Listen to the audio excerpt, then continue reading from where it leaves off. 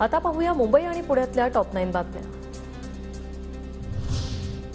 वांद्रे वरळी सागरी सेतूवरून प्रवास करणाऱ्या वाहन चालकांच्या खिशाला 1 एप्रिलपासून कात्री लागणार। एमएसआरडीसीने करात 15 रुपयांची वाढ केल्याने आता कार चालकांना 100 रुपये मोजावे लागणार।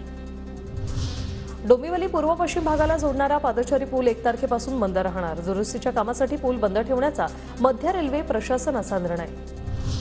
ठाणे महापालिका तिजोरीत 10 कोटींची शिल्लक, ठेकेदारांची 17 कोटींची बिलं रखडणार। कर्मचारी निवडणुकीच्या कामात व्यस्त। राज्यातील स्पर्धा परीक्षांच्या तारखा अनिश्चित काळासाठी लांबणीवर।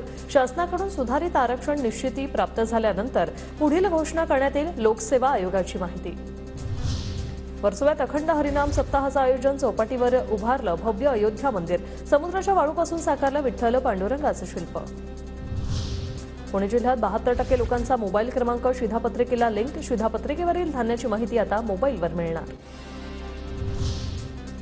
आचारसंहितेमुळे पुण्यातील रिंगरोडच्या भूसंपादनाला ब्रेक। निवडणुकीमुळे रिंगरोडच्या उद्घाटनाला खोळंबा।